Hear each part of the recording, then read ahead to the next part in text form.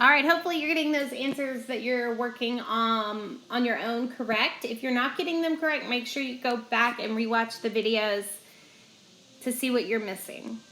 I'm going to keep going. We've got -6/8 plus 3/8. So I'm going to write that problem down. Make sure you are recording in your notes on the black and purple slides.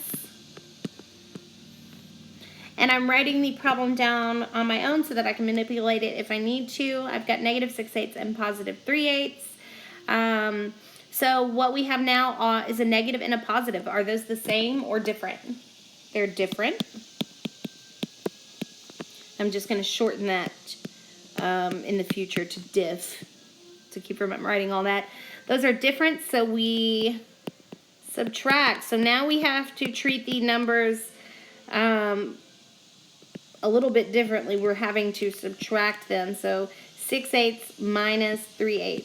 Again, we still have like denominators, so all we're having to do here is keep the denominator the same and subtract those numerators. 6 minus 3 is 3/8.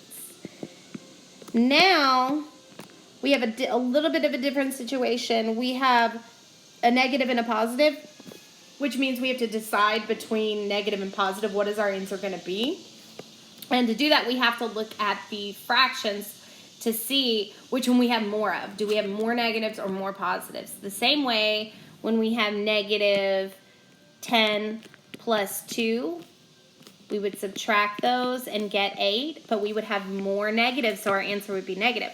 In this situation, 6/8, we have more 8s that are negative, so we are going to have a negative answer. We have more negatives than positives, so our answer should be -3/8. Make sure that's recorded in your notes. And we're moving on to this problem. You're going to try this problem and then check to see if you got it right. So if you need to, pause it now. And I'm going to go ahead and solve this problem. We have -4/5 and +2/5. So -4/5 and +2/5. I'm going to write that problem down in case I need to change it to addition or do any manipulation.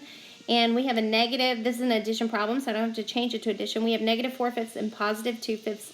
Are those the same or different? They are different, which means we need to subtract them.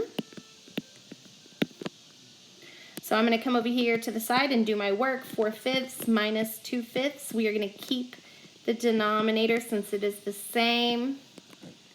And then we're just going to subtract our numerators. 4 minus 2 is 2, and we have 2/5 as our answer. We have to decide, since we have some negatives, some positives, some of them are going to cancel out. We've got to see, do we have more negatives or more positives? In this case, 4/5 is a larger fraction, so we have more negatives, so our answer should be negative. This cannot be simplified. There's no number that will divide into 2 and 5, so we are safe here. Now go and try the problem on your own.